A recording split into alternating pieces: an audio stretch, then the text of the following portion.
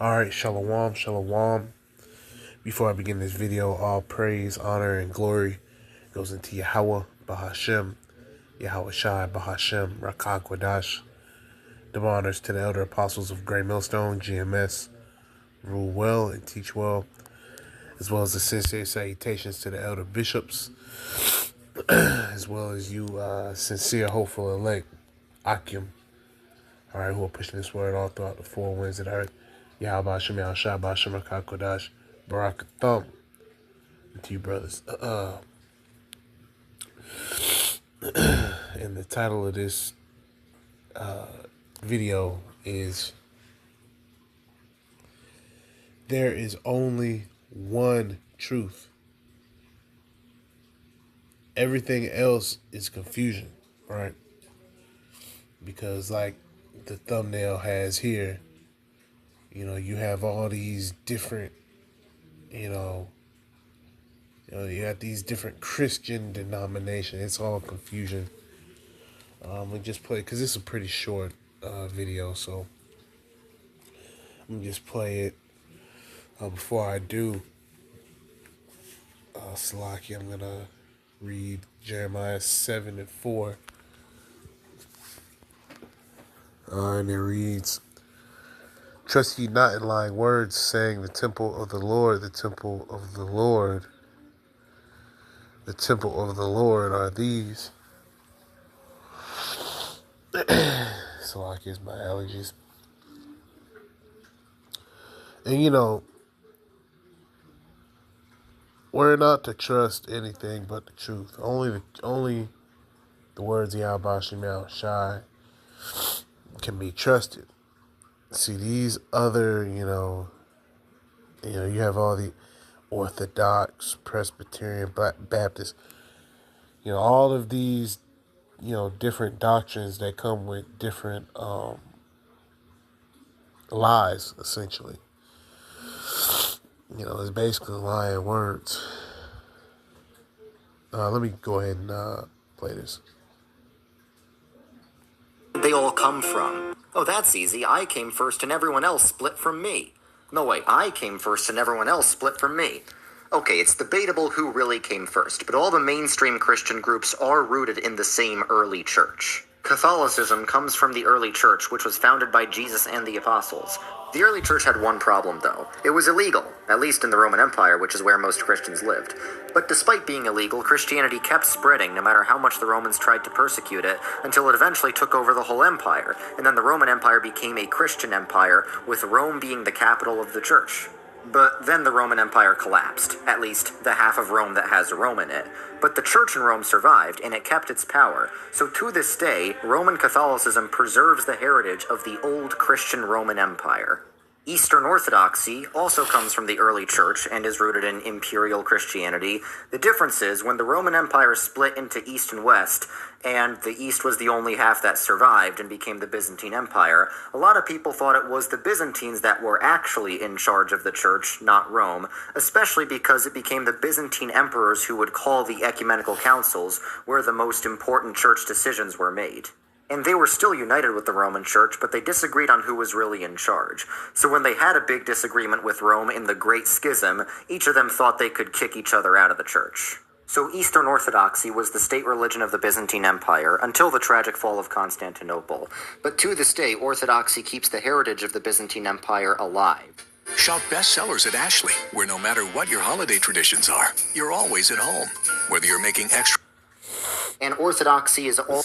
And that's part of what makes Christianity so dangerous for our people. It's so dangerous for our people, the Israelites, you so-called Negroes, Latinos, and Native Americans. It's dangerous because it's all over the place. A little bit of this, a little bit of that. And there's no truth in it. Ultimately. Now, of course, you may have a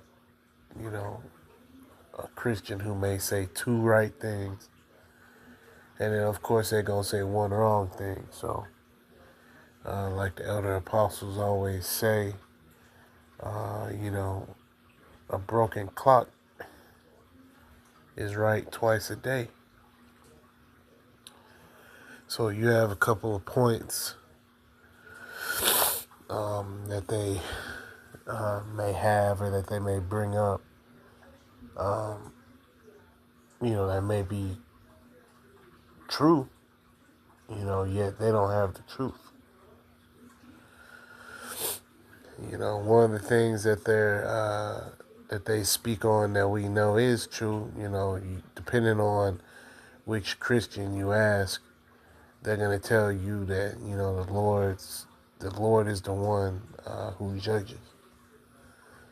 It's the Lord that causes people to, get hurt, or be deleted, or, whatnot, which is true. The Lord causes, everything, right? The scriptures speak about that, rough paraphrasing, that the Lord creates good and the Lord creates evil. Yet, even though they might say that, they'll turn around and say, you can do whatever you want to. So even though they may say one thing, right? Like, okay, a woman isn't supposed to be with a woman, a man isn't supposed to be with a man, which is correct. Yet they'll turn around and say, okay, you can eat what you want, you can do what you want. So they may be correct on one thing, yet, 3,000 other things they wrong on.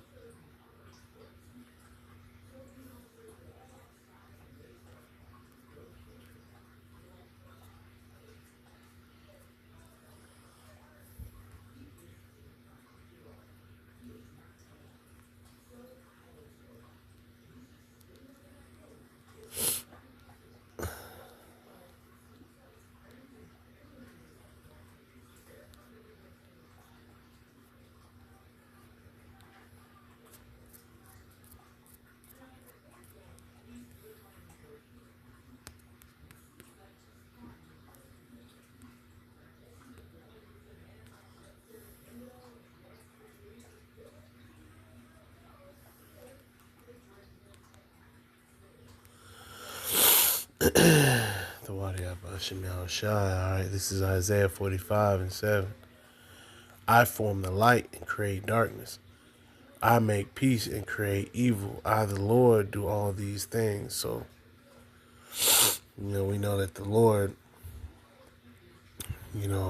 has a left hand and has a right hand.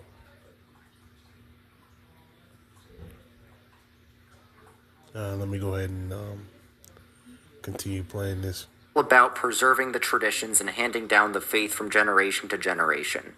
Lutherans come directly out of the Protestant Reformation, which is where a bunch of Catholics thought the Catholic Church had gotten more corrupt over time and was abandoning the beliefs of the Bible and the early church. It all started when Martin Luther nailed 95 theses to the door of a church, criticizing things like purgatory, indulgences, and the power of the Pope. Now, he was not trying to start a fight and was not trying to start a new church. He favored a reformation of the church, not a revolution, but he got excommunicated anyway. But wait, a lot of Catholics actually sympathize with Luther, and they side with him over the Pope and do the Reformation anyway. But is he willing to side with them? He's only willing to work with people who agree with his view of the Lord's Supper, which is that the bread and wine are physically the body and blood of Christ. Some people do agree with him, and some people don't. So the Reformation splits into Lutheran and not Lutheran. And the not Lutherans end up being called Reformed. So Reformed Christianity comes from the same Protestant Reformation, but it started out as kind of a union of different groups in different places with no clear leadership. And sometimes they disagreed on things like the Lord's Supper. They all disagreed with Luther's view, but for example, Zwingli, the Swiss reformer, said the bread isn't really the body of Christ in the Lord's Supper, whereas Vermigli, the Italian reformer, says it is the body of Christ for those who have faith. But then John Calvin came along, and his ideas were so influential that they sort of standardized the Reformed tradition. He sided with Vermigli's view of the Lord's Supper and wrote a bunch of stuff on what he believed to be the biblical teaching on various issues. He believed in the sovereignty of God, in predestination, in avoiding idolatry, in spiritual presence in the Lord's Supper, and in infant baptism. And none of these things were new beliefs. They had all existed previously in the Catholic Church. This is why Reformed theology is also called Calvinism, and the Calvinist Reformation spread to many places, which is why you have the Huguenots, the German Reformed, the Hungarian Reformed, the Dutch Reformed, and the Scottish Presbyterians, but we'll talk about them later. Anglicanism comes from the same Protestant Reformation. A lot of people think it started when King Henry VIII wanted to divorce his wife, but all he really did was cut ties with Rome. He didn't really care what the theology of the Church of England was. It was Thomas Cranmer that was the theological head of the English Reformation, and he wanted the Church of England to embrace the reformed ideas of Calvin and Vermigli. But then the Church of England had a problem that went something like this. I'm the new King of England, and England should be Catholic. No, wait, I'm the new King of England, and England should be Reformed. Wait, I'm the new Queen of England, and England should be Catholic. Wait, I'm the new Queen of England, and England should be Reformed. You get the idea. So after several generations of seesawing between Reformed and Catholic, the Church of England settled on a middle way between the two. And that's why they made some compromises with Catholic teaching, even though they are Protestant, such as having an episcopal structure, which is where the church is run by a hierarchy of bishops. Except Scotland was not on board with this. Presbyterians are just Reformed people from Scotland. The reason they're called Presbyterian is that describes how they run their church government, like a republic, as opposed to Episcopal church government, which runs more like a monarchy. And the Episcopalians in England kept trying to impose their church government structure on the Scottish Presbyterians. Hey, you guys... So like it. Guess what? The king said so. Well, the king is wrong. It was this spirit of rebelling against the king that actually inspired the American Revolution, which is why the English called it the Presbyterian Revolt. The Anabaptists, which is where Amish and Mennonites are from, came around the same time as the Reformation, but were very different from the Reformation. The Anabaptists were much more of a radical Reformation, or if you will, a revolution. The Reformation still saw itself as a continuation of the Catholic Church. It still worked with the government and the secular institutions, and they still baptized babies to show that being a Christian is a collective identity as well as an individual identity. But the Anabaptists saw themselves as starting from scratch, not being from the Catholic Church at all. They did not work with any of the institutions, they separated themselves from the secular government, and they did not baptize any babies because they said being a Christian needs to be a personal and individual choice.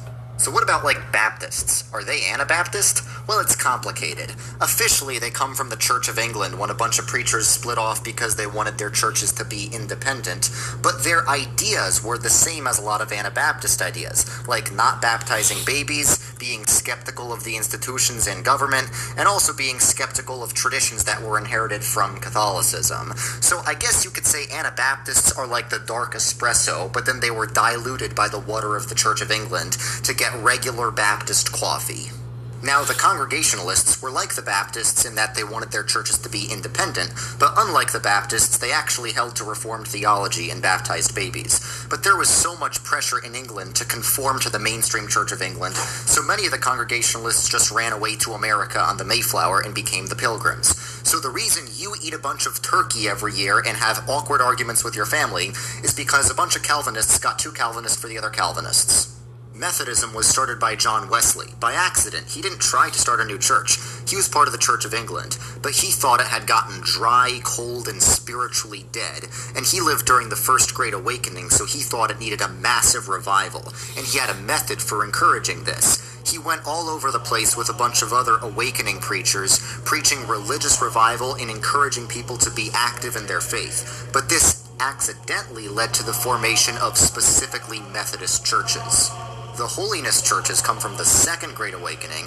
They were a bunch of Methodists who got too Methodist for the Methodists. They thought the normal Methodists weren't Methoding hard enough. They wanted people to focus a lot on striving for spiritual growth and avoiding sin. And this holiness movement spread all over the world. In America, you got big denominations like the Church of the Nazarene, and in Nigeria, you got big denominations like the Redeemed Christian Church of God. Now let's talk about Pentecostals. They started in the early 20th century with the Azusa Street Revival, where a bunch of people thought they had the same spiritual gifts that the apostles had, like healings, prophecy, and speaking in tongues. And so, a lot of holiness Christians started methoding even harder, saying that the method needs to include these spiritual gifts. The Coptic Church is one of the Oriental Orthodox churches. Just like the Eastern Orthodox, they're rooted in the early church and in Imperial Christianity, but they split from Imperial Christianity pretty early on over a theological disagreement. The Copts in Egypt had a saint named Saint Cyril of Alexandria who said Jesus is one, not two, and the Council of Ephesus sided with him. But then there was another council that the Copts didn't necessarily agree with. At that council, the Pope in Rome said you had to say Jesus has two natures. And the Copts were like, wait a minute, that contradicts the previous council. No, it doesn't. Yes, it does. No, it doesn't. Yes, it does. So the Coptic Church left Imperial Christianity because they believed the Council of Chalcedon left the true faith, and they had their own pope and stuff.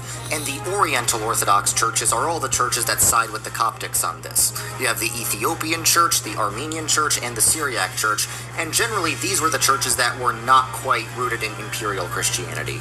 There's the Moravians, who were Protestant before Protestants existed. They were started by this Czech dude named Jan Hus, who was basically the Martin Luther before Martin Luther existed. The Assyrian Church of the East is another one of those early churches that split from Imperial Christianity pretty early on, just like the Oriental Orthodox. The difference between them and the Oriental Orthodox is this. Remember how St. Cyril won that theological debate? Yeah, the Assyrians were the people he won the debate against, because they followed the teachings of a guy named Nestorius.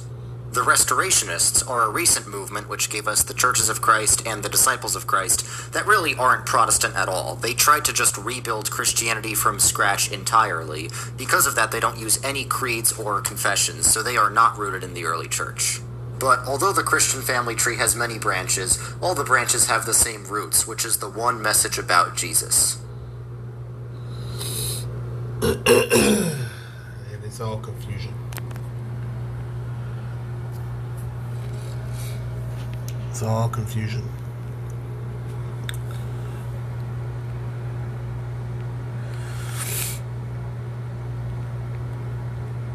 So I'm just gonna have to do a part two.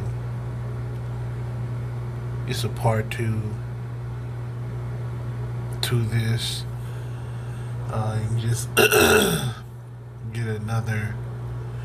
It'll probably be from this same page. Just get a little bit farther into each one, because to be completely honest, being in the truth, you kind of forget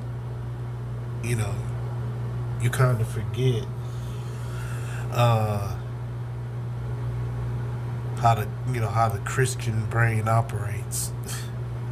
Because each one, as you could tell from the individual speaking on it, each one has some things that are similar, and then they're different. But it kind of it gets a little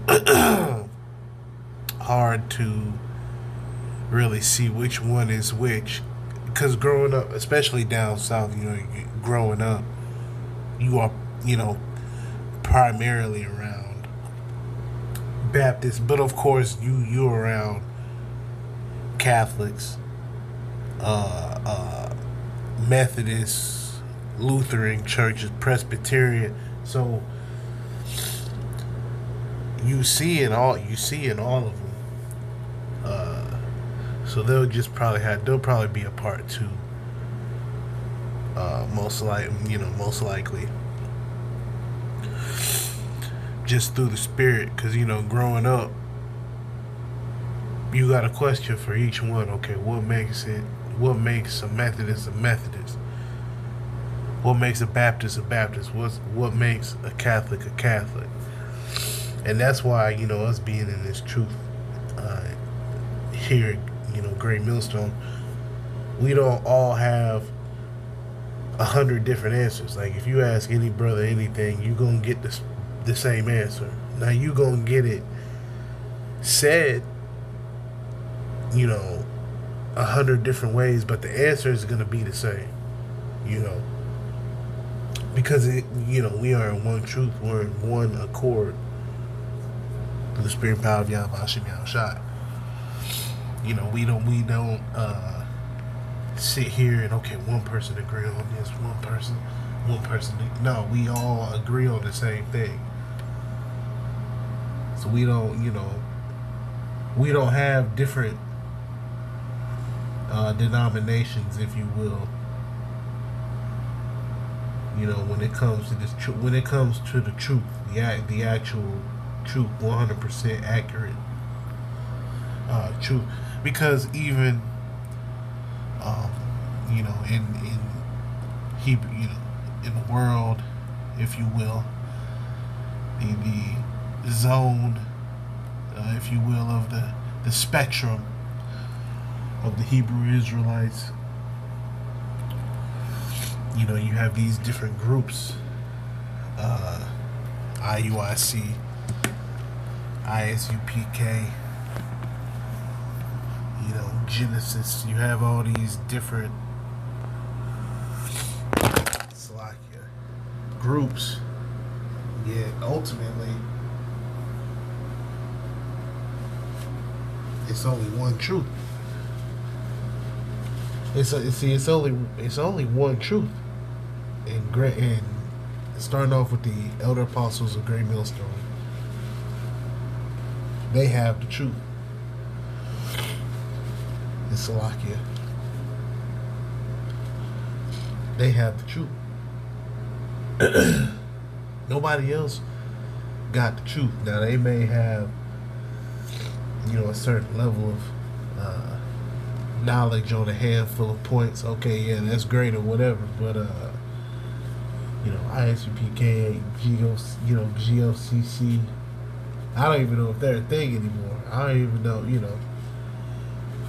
I'd have to check into that. I don't even know if they're actively, So all the different denominations, none of that matters. Part of coming out of this place spiritually, you have to leave this shit alone. And this is literal shit. These different doctrines, the Orthodox, Methodist, Lutheran, it's bullshit. It's all bullshit. Because growing up, and most, you can say most brothers grew up Christian. Now, whether they went to church every Sunday or not, each, brother varies. But overall, in general, especially here in Babylon the Great, we grew up Christian. We believe that the so-called white man, we believe that the Lord was a so-called white man. And that's something that we were taught from the time we were born all the way until we came into the truth. Now, whether that was something that we accepted or not, each brother is going to vary. Because I'll just speak as far as myself. Prior to coming into the truth, I was raised, you raised in the Deep South, so you raised as a Baptist, but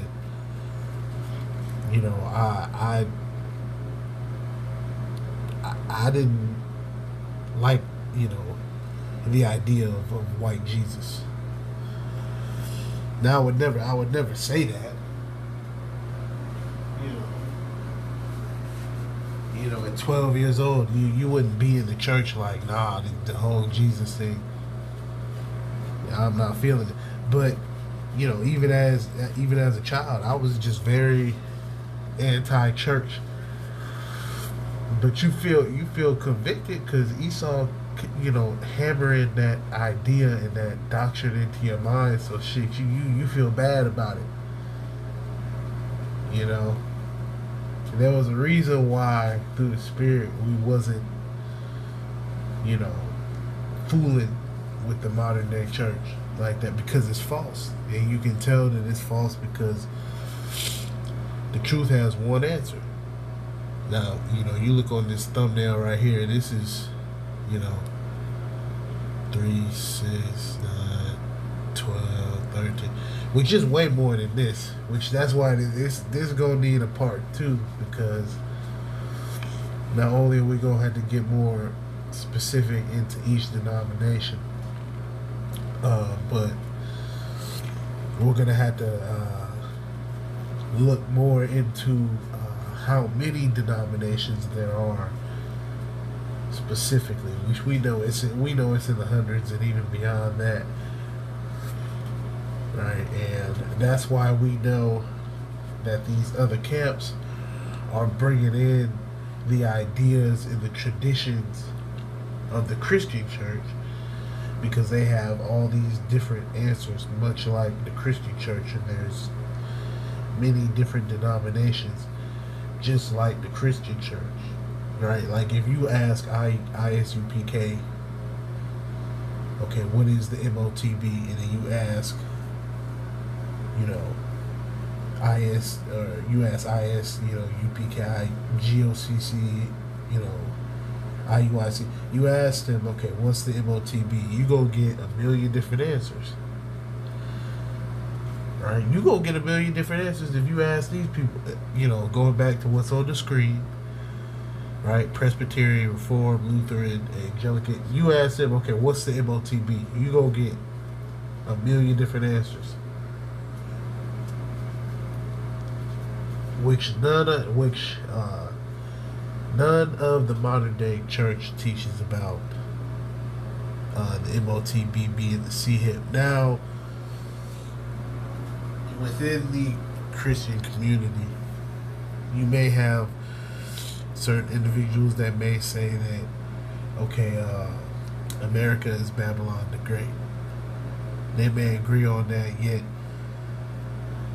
they think the MOTB is sin, or, you know, sleeping with a, you know, so-called white woman, or, you know, they may say that you're born with the MOTB. So bugged out and crazy, you know. All different answers, man. Yet we know that there's only one truth according to the doctrine of Yahweh Ba'ashem Yahushua Ba'ashem Rakakwadash. And that's the one that we follow, being taught specifically by the elder apostles of Great Millstone on down, man. That's what we attach to, because it's we attach to the words of Yahweh Ba'ashem Yahushua. You know, we don't have 100 different answers, you know. So through the Spirit, it's gonna be a part 2 to this, just getting more in depth. It's like it. But with that, Lord's will, this was edifying.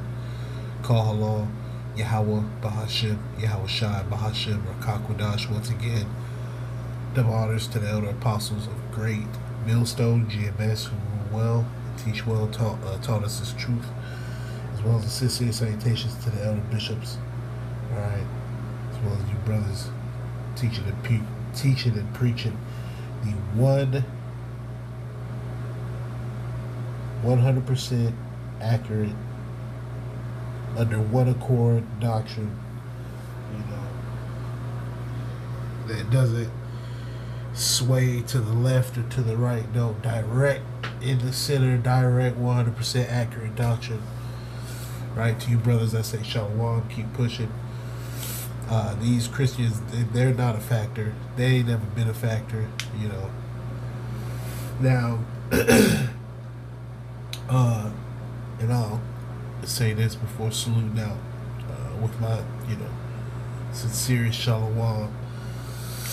But there was a point where, you know, uh, being in this truth, you know, first coming into this truth, you would see some of the great comment wars, comment battles between brothers that are in this truth and, you know, the Christians. Now, a lot of these men are, you know, heads of camps now. It were back then as well. You know, it's just being younger, and of course being in this truth. You see, brothers. Hey, man, the comment section used to be it was a battleground. You know, that was the resurgence of the comment. You know, it was you go in the you go to the comment board. Hey, Christians get cut up. The scriptures. Now it's so solidified. We at the end, basically we so, you know, far ahead through the spirit that they are basically a non-factor. Which they weren't back then. Yet it's just all through the spirit that the comment board isn't so much of a battleground, so to speak. You know, that just goes to show that this is the truth, right? Because if it was, you know, if it was false, if what we were teaching was false, this would come to naught, you know. And yet we know that it's increasing. Once again, you know, those same men, we've seen them grow in the spirit, you know. Now, and it's a beautiful thing to see different brothers, you know, up and coming officers, you know, heads of camps, you know, different brothers. You see these throwbacks, different, you know, if you ever got the time, you can go to different brothers' old pages and see some of them 2009 videos, man. Those are some beautiful videos, man. You know, 2000, you know, of course, 2007, 2008, 2000, you know, like late 2008 or late 2007, you know, like December-ish 2007, you know, because the elder apostles first had their videos in early mid 2007. Of course, you know, later on, you know, you have men who are, you know, they are heads of camps now. You know, for example, the elder Yashawamba out there in Dallas. You know, you see these different videos, older videos, and it is harder to get some of those older videos, but you get them, and you realize that, you know, all the Lord is doing is increasing the truth. The truth is only getting more and more solidified. Okay, and everything else, such as these, you know, Christian denominations and Buddha, Islam, and all this false BS, it's all crumbling down. And the only sure, 100% sure foundation, right, comes from Yahweh Shai. The words of Yahweh Shai, which is for the Israelites, right? And only the elect of the nation of Israel is going to understand that in turn to Yahweh Shai. So once again, with that, Lord's willing, you're edified. It's going to be a part 2 on this. I'll be just look a little bit more into it, and then I'll do a part 2. Shalom. And Kwame Yashala and a Bible Ball. Shalom.